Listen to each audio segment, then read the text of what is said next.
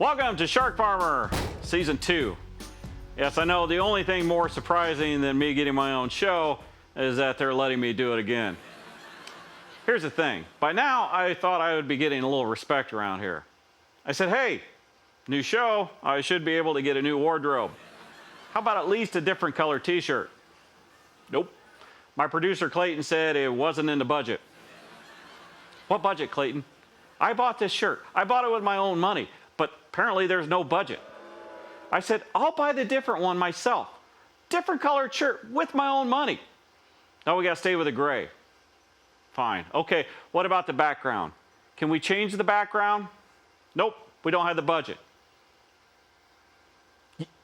You don't have the budget for a new background? It's a green screen.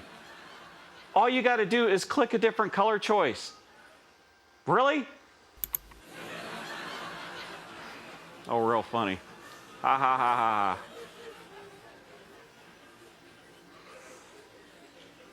All right, can I have the gray back, please?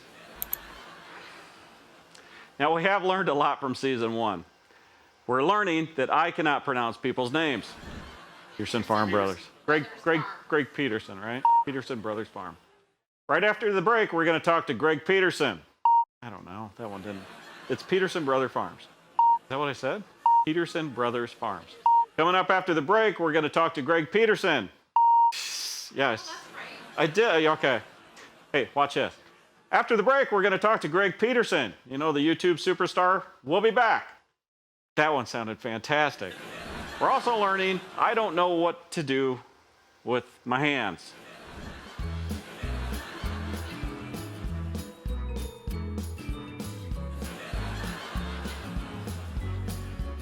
And we learned how much we enjoy hearing from you, the audience. One thing is, this is not where I live. I really appreciate people sending me this picture, but by now I've probably received it over 100 times. We can't just credit one person for that. But thank you, I do appreciate it. Also, we don't sell these shirts. I don't know, Emily and I just felt kind of weird and uncomfortable about charging people for them. Oh, and hey, I actually am a real farmer. I raise corn and soybeans just outside of Bradford, Illinois. Farming is how I make my living.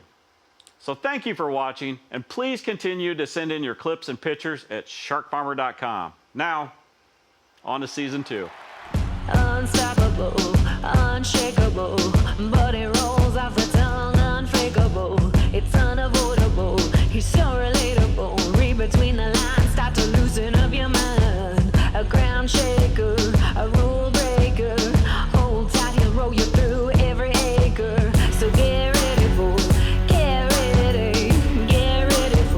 the next shaker. Let's talk weed control. Generally in farming, we think we plant the field, the crops come up, and the weeds don't because we sprayed them. But what happens when you can't spray them? Either you're going organic or the crop you're growing really doesn't have the right herbicide for it. There's some pretty cool ways of weeding. A lot of these weeding machines, these Frankenstein things you see, a lot of them are European. European on my lettuce. I'm sorry. It's a ripoff of Larry the Cable Guy. It's still funny though, right? It's amazing what they can do. How they can kind of get in between there and work all the weeds out, but yet keep the lettuce just fine. Apparently another way to weed control your fields is to use the flux capacitor. 1.21 gigawatts is going to fry a weed to death. This is some of the coolest video I've seen in farming. Who doesn't want to electrocute weeds? You don't get it. Farmers hate weeds. When we spray, we talk to the weeds. As I'm spraying and the boom is going over and the mist is laying down, I actually talk to the weeds that I'm killing them. Okay, it's all right.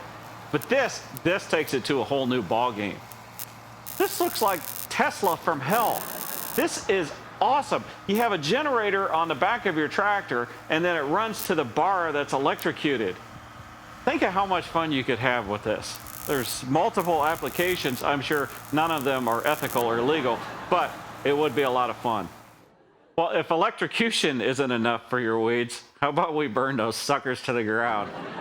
One of the oldest methods of controlling weeds has been flames. They were using it before chemicals came into it, and a lot of people are going back to it because of the increase of the value of the organic market, and maybe just because burning weeds has to be one of the most satisfying things you ever do.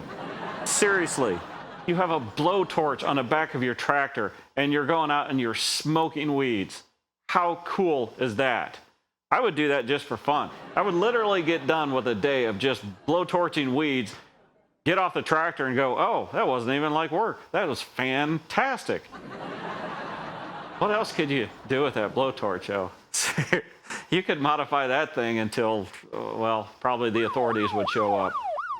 Here's another version, except the whole thing I said about I could do it all day and be happy. Not with this one. This one's got too much manual labor. This is the one you put the young kids on. It's kind of like the deal where you got to do the exercise bike to get enough electricity to run your Xbox.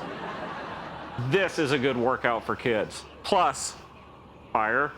How cool is that? You got to imagine that's going to be pretty warm. On a 90-degree day when you got a flamethrower right in front of you and you're hustling a bike all day. Still, I would do it. And if you say you wouldn't do it, you're probably watching the wrong show. This is a prone weeder. Now, I know most of your kids, they only know prone from the prone position because that's what they do in Modern Warfare or whatever game they're playing anyway. This is nice because what's the worst part of weeding, right? You're bending over, your back's getting sore. What if you could just lay down? A prone weeder. Think of all the things you could do in the prone position. And get your mind out of the gutter. I'm talking like you could do your taxes, you could do your laundry, you could shave your dog, all the cool things you could do in the prone position because it's relaxing.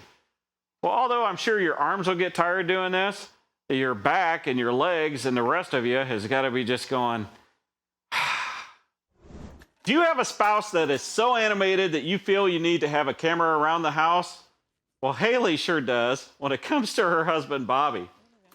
I guess he had been working on his chainsaw, but to no avail. The little gem in this video comes right here.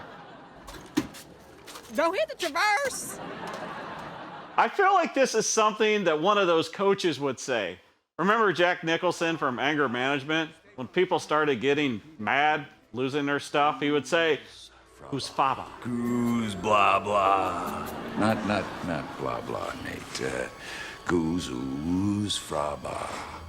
Goose fraba. Say it with me. Slower. Goose Faba. Apparently, it's an Eskimo word used for calming children. What if instead of using Goose Faba, Jack Nicholson said, "Don't hit the traverse"? I mean, just look how it calmed down Bobby. I think she's onto something here. Let's say you're the auger cart driver, and your dictator-like combine driver is mad at you because you're unable to read his mind. That changes every 3 minutes. Don't hit your traverse. Oh, look, a self-appointed marketing expert giving me unsolicited advice on how to sell my grain. Don't hit the traverse. Oh, look, another list of words from my overlord producer, Clayton, that I can't use on my own show. Don't hit the traverse. Maybe he should just get a new chainsaw. Or better yet, maybe he better run down the dang tree with the traverse. This week's machinery pick of the week is presented by John Deere. One thing you got to know about farming is that we have to deal with rocks. Honestly, I don't know where they come from. We pick up the rocks out of the field every single year, but yet next year, new ones pop up. And not just small ones, big ones. I don't get it. I don't know if the ground shifts them up. Even in the no-till stuff, you've got new rocks every year. I swear they multiply, and it does not rock. Having a place to put rocks as you're going through the field is kind of difficult. You put them in your cab, all of a sudden, you got more rocks than you got room. What about this? What about building a little box in front of your tractor where the weight should go? Seems pretty common sense. Seems pretty cool, really. You do have to get off, get the rock, put it in there. I know it's tough sometimes getting off your phone, actually shutting off the auto steer, getting out of the air conditioning for a whole 30, 35 seconds, but we can do it. Now, this is another contraption. This guy's on Twitter. This is a candy guy on Twitter. If you have not had this guy's caramel on Twitter, you are definitely missing out. But he's actually got the claw. It's like the one off that movie where they are picking up, I guess it's Toy Story. He could actually use it to pick up the rocks, because some of these rocks, you are not going to get it up there. They're just way too big. Very, very cool. Very, very ingenious. This is what I love about farmers. Problem solving, engineering, making the world a better rock-free place. A combine head is not supposed to look like this. It's not supposed to have a wheel there. But Andrew White said they picked up the irrigation wheel as they were going through the field, unfortunately. Hopefully, didn't do much damage. If you have an interesting or entertaining video or picture and you think the world should see it, then let us know at SharkFarmer.com. While you're there, check out the What the Farm podcast and the one that started it all, the SharkFarmer podcast. Catch me Monday through Friday on Rural Radio Sirius XM, channel 147, 4 p.m. Eastern, 3 Central. Follow me on Twitter, Instagram, Facebook, and on YouTube.